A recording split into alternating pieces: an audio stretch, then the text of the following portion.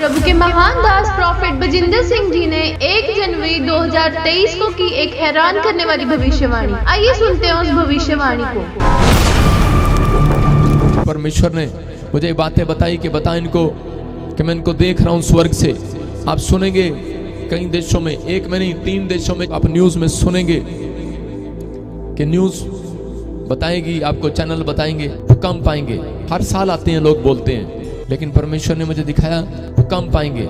लेकिन ये तो सिर्फ एक ट्रेलर था। जनवरी में, फरवरी में, अलग अलग महीने के अंदर झटके नहीं, कई जगह आप तबाही देखेंगे, प्रॉब्लम्स आएंगी, धरती हिला दी जाएगी।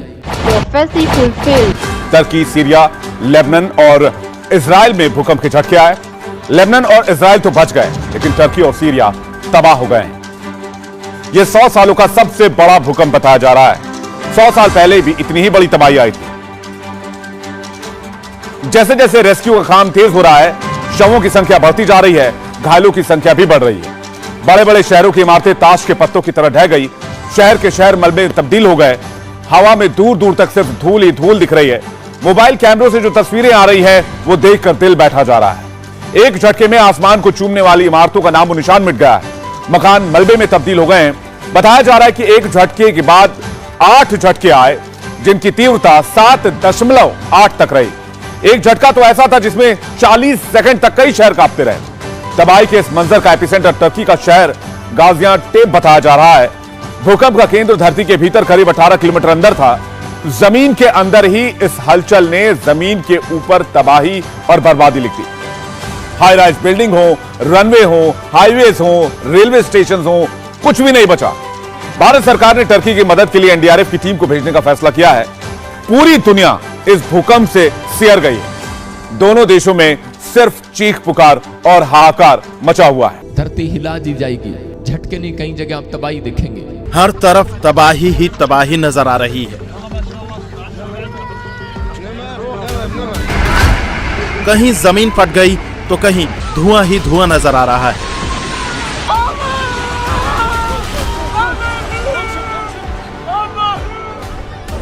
इमारतें मलबे का ढेर बन चुकी हैं।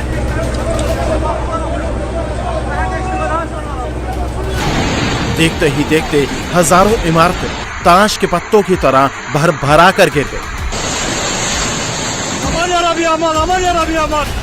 एक के बाद एक इमारतें गिरने लगी।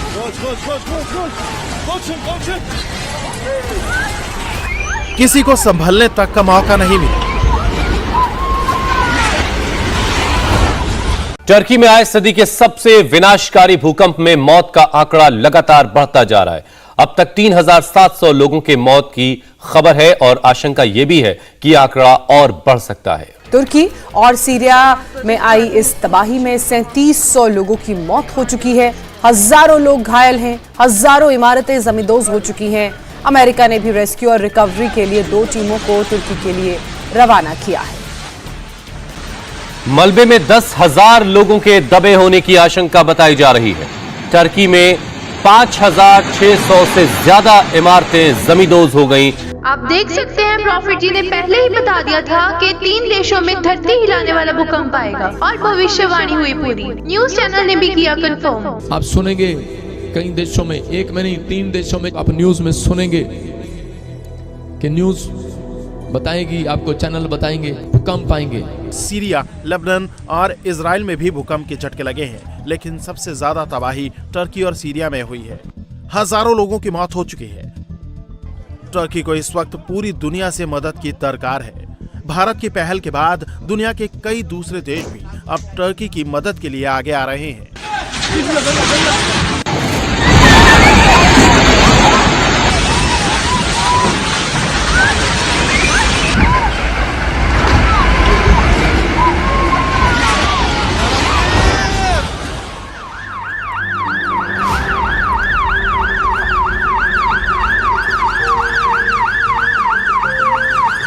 परमेश्वर बताना चाहता है कि इंसान मुझसे बड़ा नहीं है।